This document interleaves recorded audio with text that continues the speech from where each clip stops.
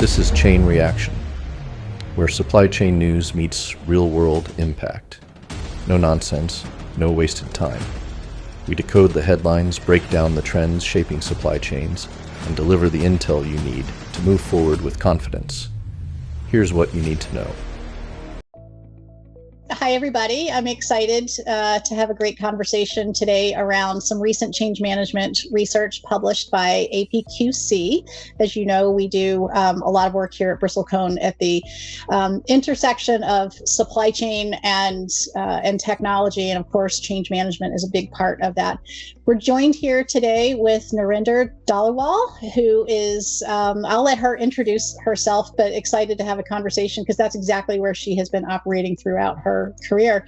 Hi, welcome. Could you just introduce yourself and give us a little bit about your background? Thank you, Jen. So my name is Narinder Dhaliwal, and you did a great job introducing the name. So my entire background has been in distribution ops, manufacturing ops, leading organization from a P&L standpoint. But most recently, I was running a global operational excellence role as a vice president. And so change management is definitely near and dear to my heart. And this article resonated a lot of the key things they're mentioning in that. So real life experiences to tie to that. Great, thank you. So the report that we're specifically talking about today is from APQC. It's a survey report that was just published here in October on change management practices. They interviewed or surveyed, I think, over 400 companies about change management in supply chain.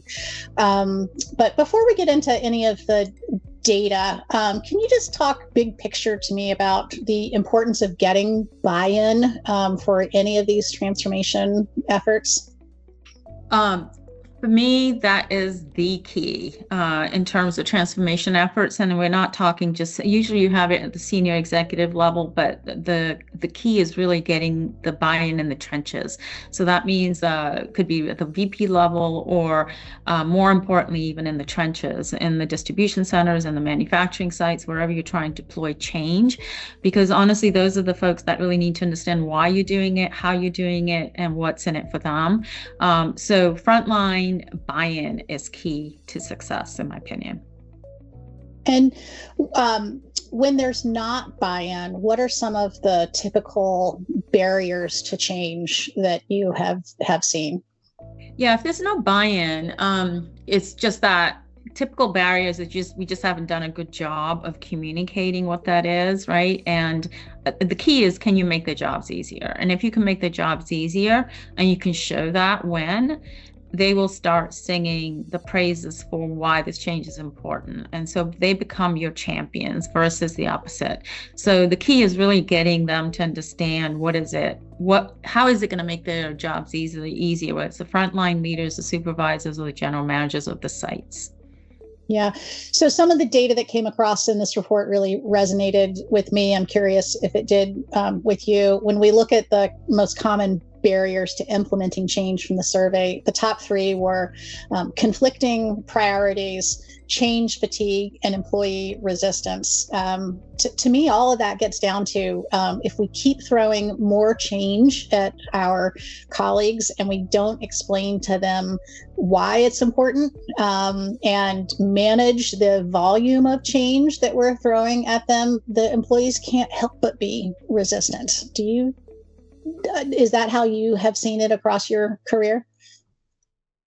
100%. I think again, I'm going to just really down to basics, right? So to me, again, if you can make them understand how their jobs will be easier, they will buy into it. If you can't, it becomes more complicated, like you mentioning the fatigue from just change because of change's sake, right?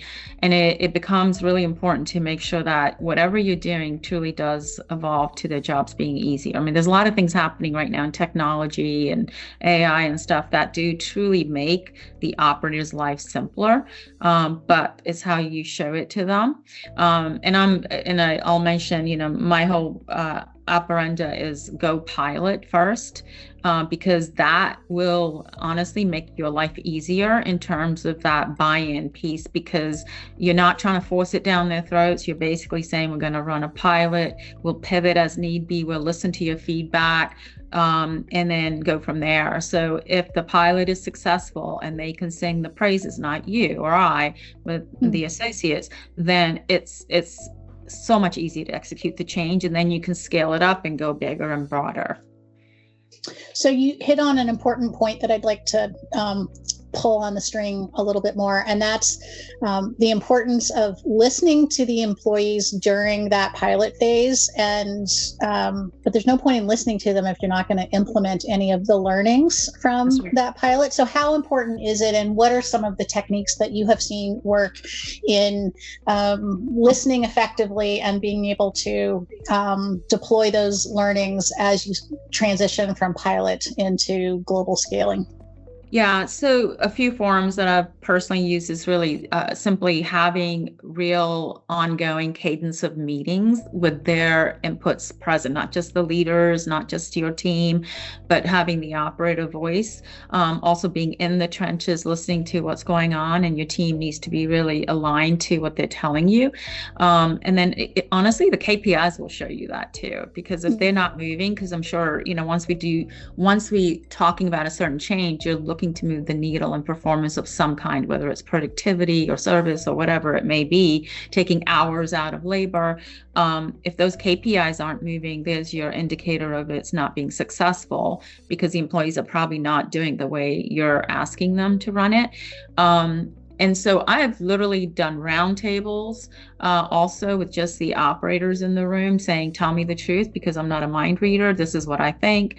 The KPIs are showing us this. What can we do differently? Is this working for you, not working for you?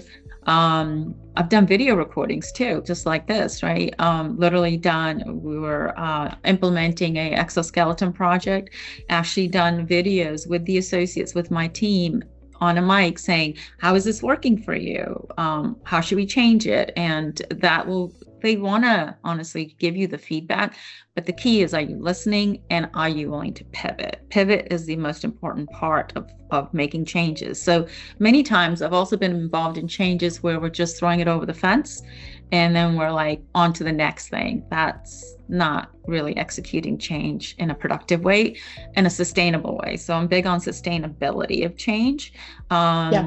You can get the initial clicks, but is it going to sustain, or are you back in it again? So sustainability of change is very important.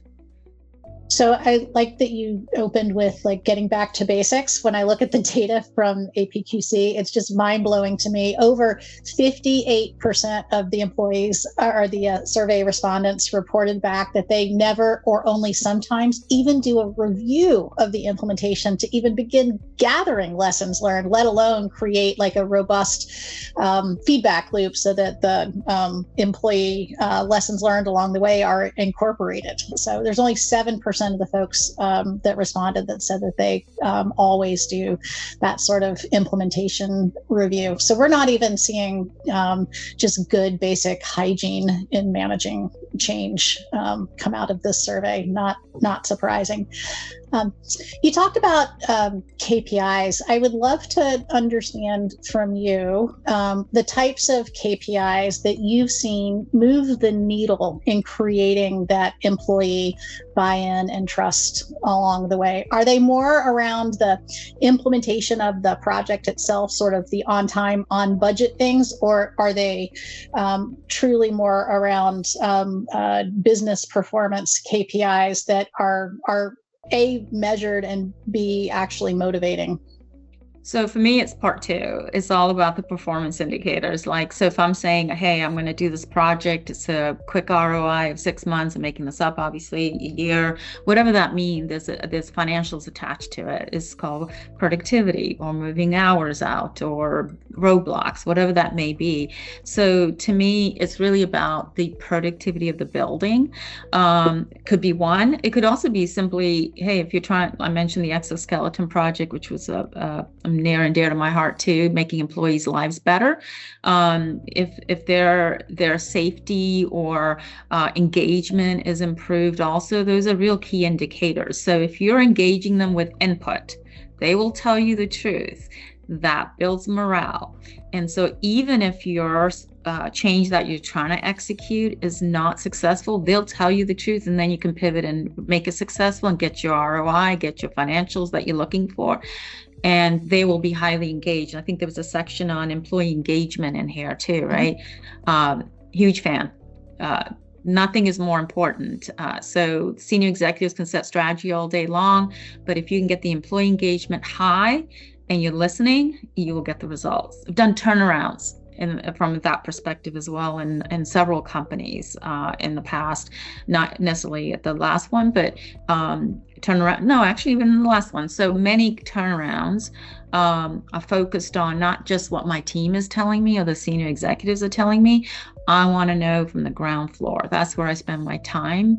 And then they trust you, and then they will open up to you. So I'm saying a lot there, Jen, but it's really employee engagement. That's where I go.